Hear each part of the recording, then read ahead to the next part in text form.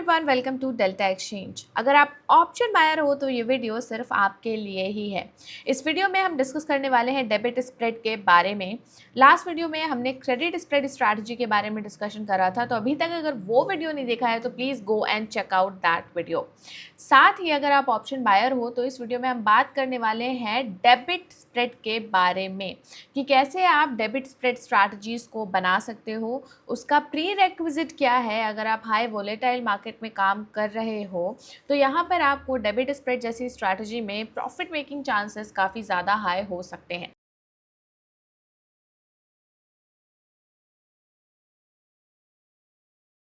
साथ ही debit spread two leg strategy है, और जैसे कि नाम से ही समझ आ रहा है डेबिट, यानी यहाँ पर आपको स्ट्रैटेजी बनाने के लिए पैसे देने पड़ते हैं, आपको पैसे रिसीव नहीं होते, unlike credit spread. Debit spread में आपको नेट प्रीमियम पे करना पड़ता है, वेयरएज क्रेडिट स्प्रेड में आपको नेट प्रीमियम रिसीव होता है।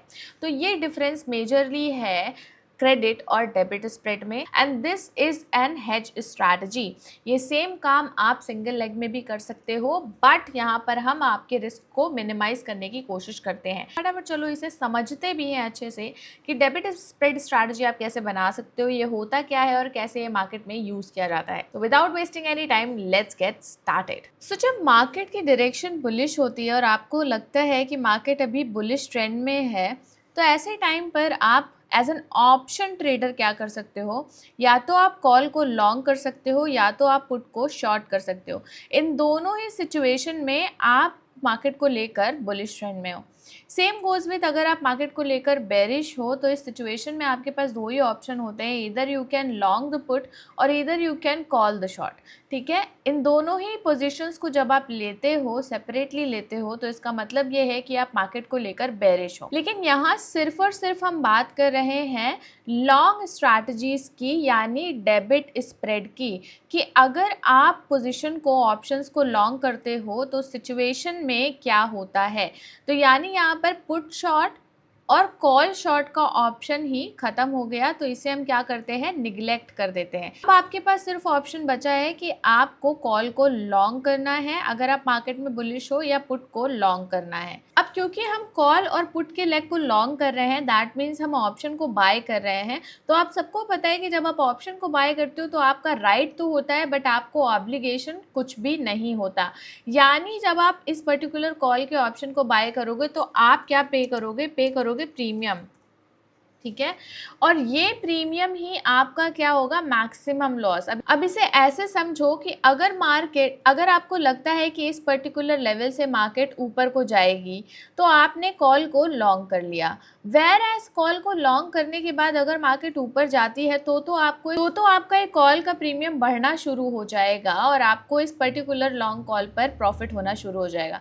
वेयर एज अगर मार्केट आपके अगेंस्ट चली जाती है तो आप प्रीमियम, जितना मैक्सिमम प्रीमियम आपने पे किया है, आप उतने लॉस को एक्सपोज हो जाते हो। सपोज करो आपने 100 रुपीज़ प्रीमियम पे किया है, आपने 100 रुपीज़ का कॉल ऑप्शन बाय किया है, तो जो आपका मैक्सिमम लॉस होगा वो 100 रुपीज़ का ही होगा।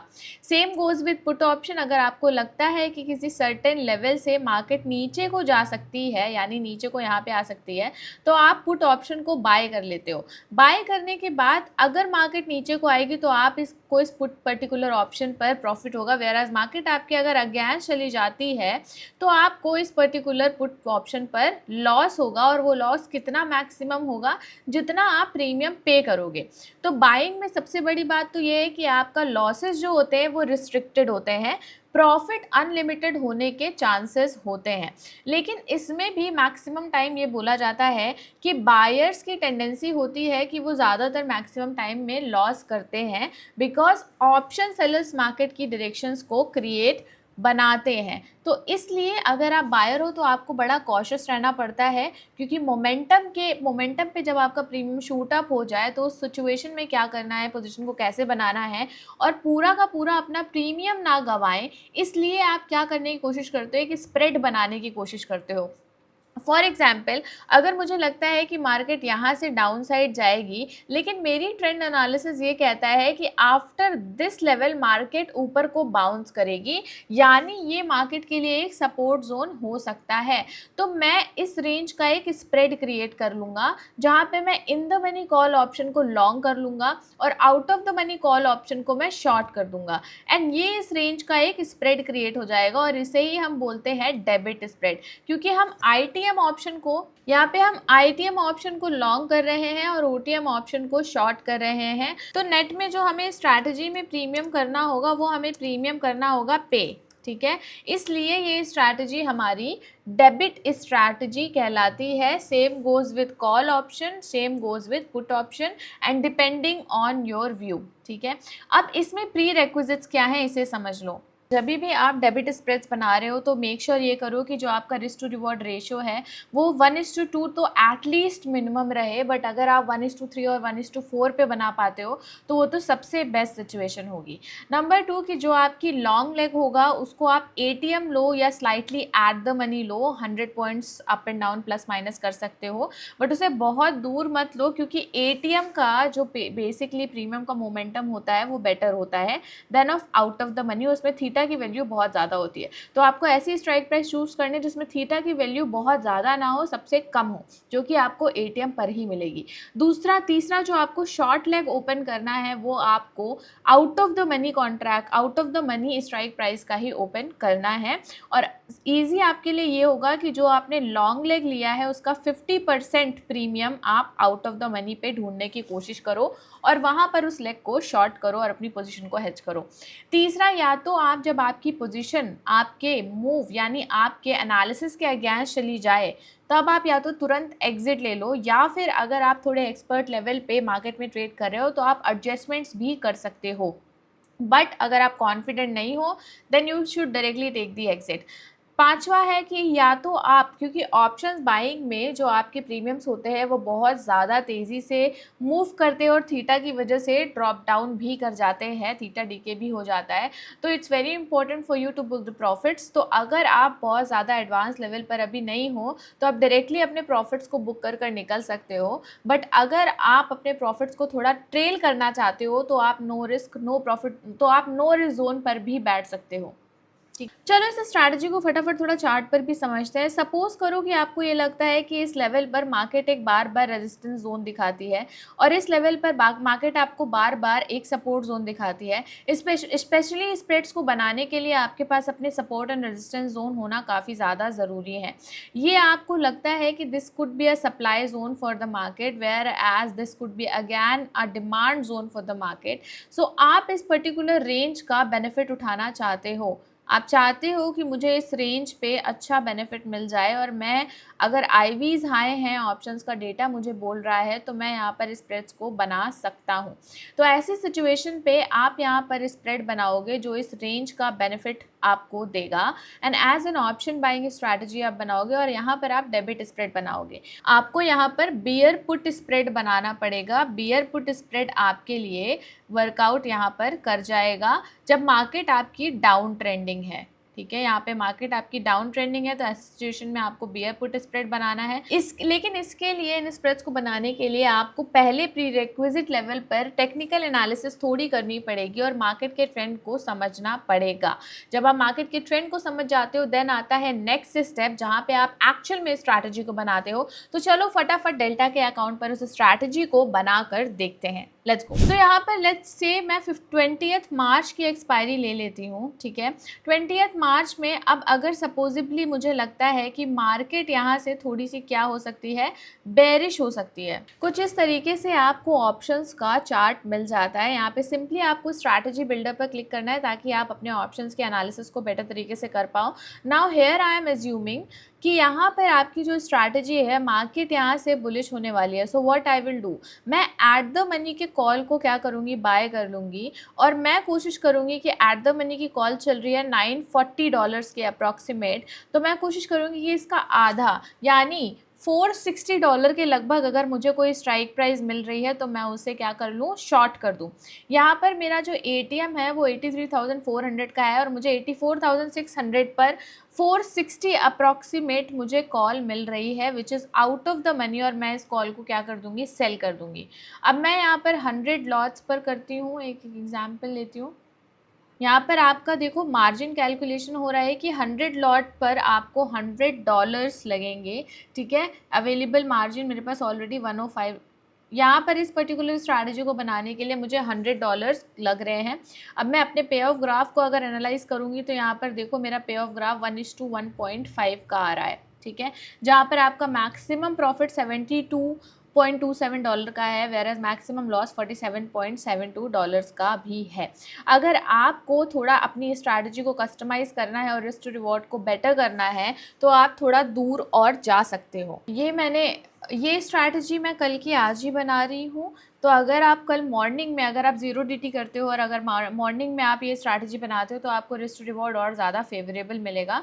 But let me help you understand कि कैसे ये वर्कआउट करता है। Let's go to the P&L table. यहाँ पे मैं बाइंग लेग पर $956 का प्रीमियम दे रही हूँ, वेरएज मैं सेलिंग लेग पर $417 का प्रीमियम रिसीव कर रही हूँ।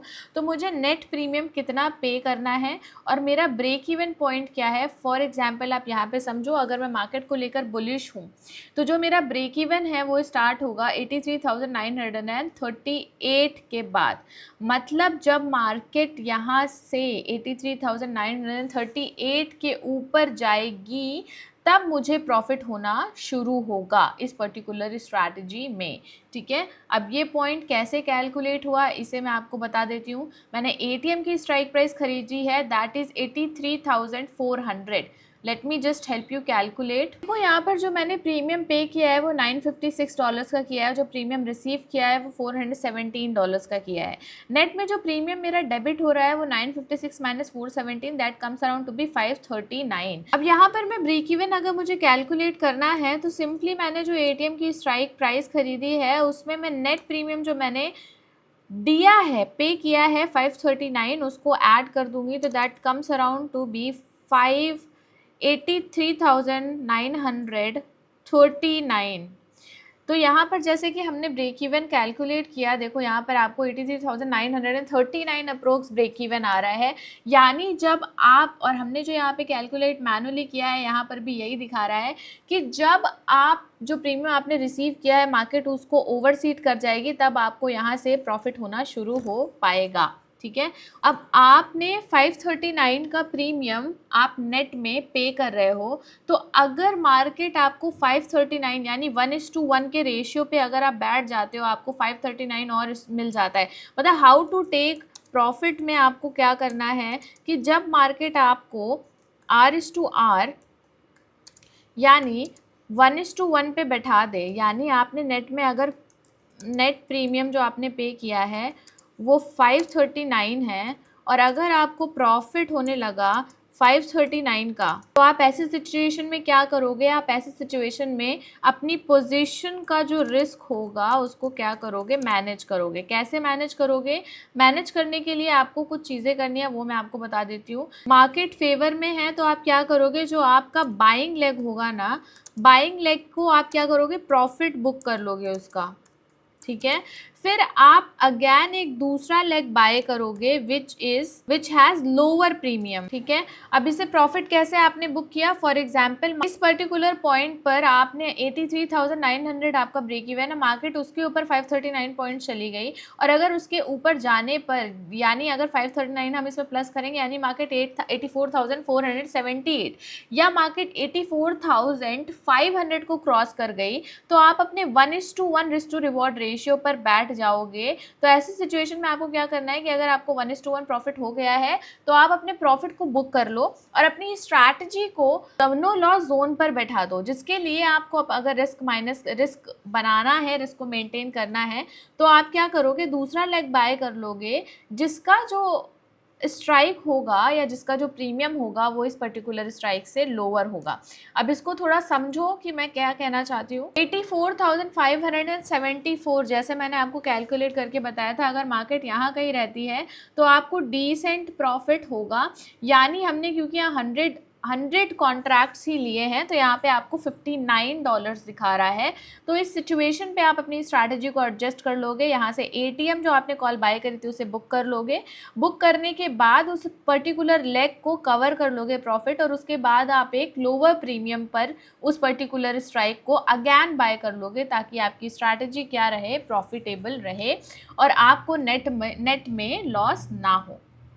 ठीक है, इस तरीके से कुछ आप रिस्क मैनेजमेंट अपनी स्ट्रैटेजी में देख सकते हो। साथ ही इसके अलावा और प्रीरिक्विजिट्स आपको क्या ध्यान रखने हैं स्ट्रैटेजी बनाने के पहले। पहला तो आपको टेक्निकल एनालिसिस अच्छे से कर लेनी है। दूसरा आपको जाना है एनालिटिक्स पर, और एनालिटिक्स पर ओआई के डेटा को अच्छे से समझना है। अगर मैं D2 की बात करूं, मैंने D2 की एक्सपायरी की अगर बनाई थी, तो मैं देखना चाहती हूँ कि एट द मनी जो करंटली एग्जैक्टली 83,000 के, नॉट एग्जैक्टली 83,000 बट 83,700 पर कैसा व्यू क्रिएट हो रहा है, अभी क्या है मोमेंटम। ठीक है, मार्केट में डायरेक्शन क्या है, क्या मार्केट में मुझे एक रेंज दिख रही है या मार्केट में मुझे एक बायसनेस दिख रही है।